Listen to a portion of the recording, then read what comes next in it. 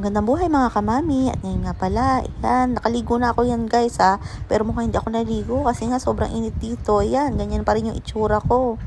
Dahil sobrang init nga dito sa Pinas. At yan nga guys, piyestahan nga pala dito sa amin. Yan, may konting ayos. Kasi nga guys, pipupunta naman ng mga bisita. Pero konti lang din naman yung handa namin dito sa bahay. Bali guys, ang mga magiging bisita na pala namin dito ay yung mga kananay ng aking biyanan doon sa school na pinag-aaralan ng aking pamangkin.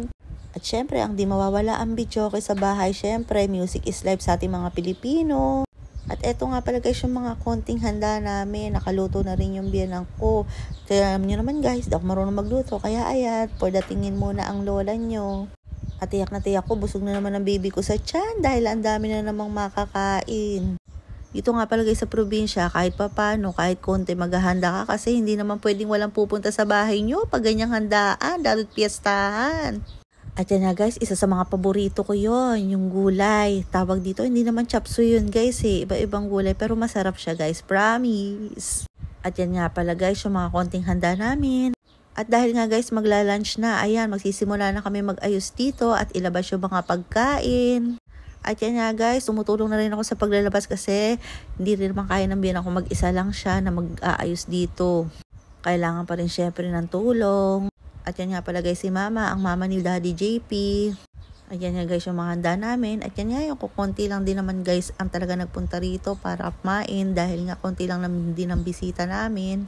Kasi nga guys, hindi naman talaga tawag dito, hindi weekend, ordinary days. Kaya yung iba hindi makakapunta kasi nga may mga pasok pa yung mga bata. Syempre hindi pwedeng iwan. At yan nga guys, bukod sa mahanda namin, meron din silang dalang mga pagkain. At yan nga, meron tayo balansyana, meron din Shanghai, at yan, minudo, tapos hipo na sweet and sour yata yan guys, tapos may minudo, tapos meron din gulay. At eto nga, pagkatapos kumain, kantahan na!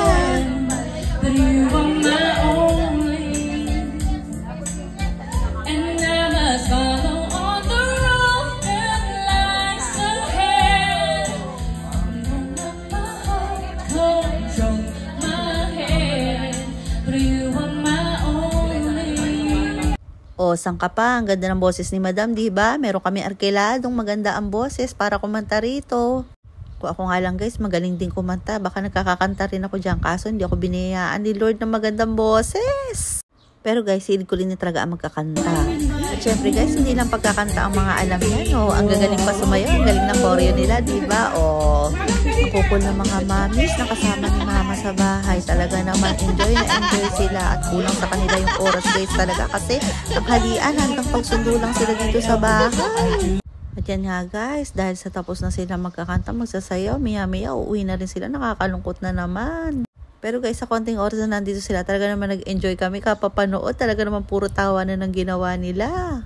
At yan nga guys, dahil sa wala ng bisita at nag-uwian na nga sila, ako na lang ang nasa bahay. Ayan, kumuha na nga rin ako ng pagkain ko guys kasi nakaramdam na rin talaga ako ng gutom. At yan nga guys, binabawasan ko na rin talaga ang rice kaya puro pagkain ulam lang ako inuulam. Ang kinakain ko pala guys kasi talaga naman nararamdaman ko na yung bigat ng tiyan ko. At guys, baka hindi pa nga pala kayo nakapollow sa aking page. Mami Patty at your service. Salamat sa panonood. Paalam!